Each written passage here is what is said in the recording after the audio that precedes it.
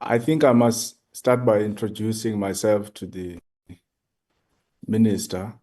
Minister, my name is Sihlelonzi, Member of Parliament, deployed by the Economic Freedom Fighters. And I'm introducing myself, Chair, because I don't know this minister. I'm seeing this minister for the first time. When a 13-year-old girl gave birth in Sishiro Hospital in Limpopo, teenage pregnancy, I never saw the face of this minister. When cases of Cwecwe came, Boy in Matatiela, Alu, I never saw the face of this minister. When last year, between I think October and December or so, there were more than 120,000 reported cases of teenage pregnancy in KZN, in Gauteng, Limpopo number 3, and I think Eastern Cape number 4. I never saw the face of this minister.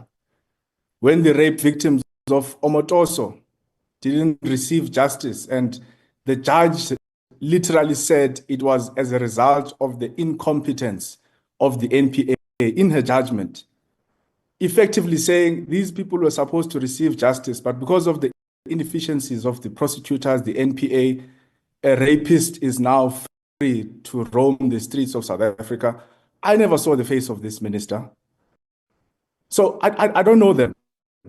And I think really that then calls to question what makes this, if it is not grandstanding, if it is not populism, if it is not selective activism, why must Parliament be dragged to this particular case, which members have correctly said that perhaps if you are looking at cyberbullying, it can fall within the ambits of the Portfolio Committee on Communications, Digital Communications, and the likes. When about half of the young people in South Africa are unemployed, remember this is a portfolio committee of women, youth, and persons with disabilities, was sitting with almost half of the population of young people are unemployed. We don't know these people. So that's why we get to be surprised when all of a sudden they emerge out of the woods and then they want to push particular agendas in Parliament, even when the agendas are genuine, because I must concur with the members. Really, the footage is distasteful. So the agenda is genuine, but because the delivery of the message is of questionable character and ethics, now we're made to ask questions to say, why is this being brought to this Parliament? And perhaps, Chair, we must just give a very quick education, because I heard some members of Parliament saying this committee has a responsibility to implement laws. Chair, I think both you and I and other members would have at least have a basic understanding of how government works in South Africa. We'll appreciate that the three arms of state and government have three very different mandates. You've got the legislature, which is us, who writes the laws. You've got the judiciary, which interprets the laws. And then you've got the executive branch, which must then go and execute and implement the laws. So when the member says this Parliament is not implementing laws, I get to be very confused whether members of Parliament and even the minister themselves understand really the real mandate of portfolio committees and Parliament, which is to oversee and act as a check and balance to the executive branch. Now, Chair, we've got the Commission of Gender Equality. We've got the National Strategic Plan on GBVF that Cyril Ramaphosa likes to talk about in his very unpassionate sonas. Now, the question we must then be able to ask the minister and the department rather is this a vote of no confidence on those particular entities? Because that's when we then come in as a check on the executive to say, all these entities which fall under the department, which are supposed to deal with these issues, the Commission of Gender Equality, the strategic plans which are there, and many other entities that are supposed to deal with these very critical and important issues, have they failed to deliver on their mandates? And if the minister must then come to us and say, look, we've failed to deal with GBVF in society, and we're asking Parliament in its oversight duty to perform oversight over government departments and entities, to then come in and say, all of these nice words that we like talking about in SONA, all of these commissions that we like establishing, all of these useless structures that we spend millions and millions of South African taxpayers' monies on, are not doing their work when it comes to implementing the national strategic goals and plans on GBV in South Africa. And when there is that vote of no confidence in those particular entities, then us as parliament, within our mandate, we then come in and say, it is now time to intervene. Because Cyril Ramaphosa has failed to fight GBV in South Africa, because the Minister of Women, Youth and Persons with Disabilities has failed, because the Deputy Minister has failed, then Parliament must be able to come in. So when the minister runs to this committee, it's declaring of a vote of no confidence on themselves as the department, because the department must play that role. The department must play that role, and we must then do oversight over the department to say, in as far as the mandate of the department is concerned, have you been able to deal with these issues in society?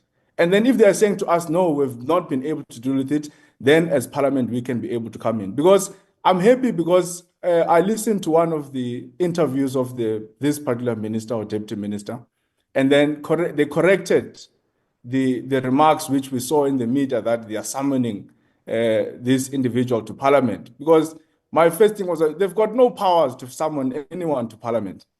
That's a decision that we must take as members of parliament and this particular portfolio committee. They've got absolute, these ministers report to us, who are the ones who are in charge of parliament, who are running parliament. They don't get to tell us what we must do in parliament. But I'm happy because I think sanity prevailed, and after some time they were able to say, no, we're going to ask permission from this particular parliament to look into this thing. But I am extremely suspicious of this selectivity that we're seeing. And I think this has been echoed by other members of parliament to say that we don't know these people. We never see them when these cases of GBV come out. We never see them when very sensitive and important issues come in South Africa that deals with the violence that we see against women and children in our society. But we get to see them on certain cases. Why is that the case? So the minister, I mean, they may or may not respond to that particular aspect, but it was important for me to raise this to this parliament to say that we must not be allowed to be derailed from our program. We've got a very clear program as this parliament chair. We know what our mandate is. We know what it is that we want to achieve. We've already resolved, by the way, even before the department had resolved, to say that we're going to go to Matatiela and look into that particular aspect in Xwexwe. And we did it as members of parliament because we could see that there's a silence. We could see that there's nothing that is coming from the department. There's nothing that is coming from the South African Police Services. So we have to do some joint venture together with other portfolio committees and go and look into these issues. So I take exception, not to the case itself, because it's a very important case and we condemn what happened there. But I take exception because the characters which are presenting these cases in parliament are not only, don't understand parliament processes, or if they understand them, they just undermine them. But they are also very selective in the types of cases that they want to bring before this parliament. And then perhaps, Chair, in closing, I would be interested to know from this minister, because we've been engaging with this case, even in our media platforms and even in many other engagements that we've been having. And then people reach out to us that, that person may be related to someone who was working in that podcast and got to be released from that podcast. I forgot the name, Manaka. So I wonder if you've got any commentary to make to that effect, to say, do you have any prior relations with people who either worked or worked in that podcast? And if that is the case, would that then not be the reason why you want to elevate certain issues of GBV above the other more important issues, or rather not more important, equally important cases of GBV which are there? Do we not wish that Xwexwe's mother had a friend in ANC politicians or had friends in higher places? Do we not wish that the 13-year-old teenage pregnant girl from Sishiro had friends in higher places who could elevate their cases to parliament? Do we not wish that the victims of rape of Omotoso had friends in ANC politicians and friends in higher places who could take and elevate their cases to such institutions? Do we not wish the many women and children in South Africa who are ignored, who are neglected, who are overlooked, had friends in higher places or relatives in higher places who would be able to elevate their issues to be discussed at this level? It doesn't happen. We don't see it happening. So I take exception. I think these are very questionable characters which are bringing these cases before Parliament. If this portfolio committee chair, which I would support, by the way, wants to look into this matter, I think we must do it independently as a portfolio committee without any outside influence from people who are coming from this ministry or this department, because they've not shown us any intention of resolving the genuine issues which are affecting women and children in South Africa. But they want to nitpick and choose certain cases because perhaps it becomes personal to them because they are related or they've got friendships with one or two of these South African celebrities. So I submit my submissions and comments. Thank you, Chair.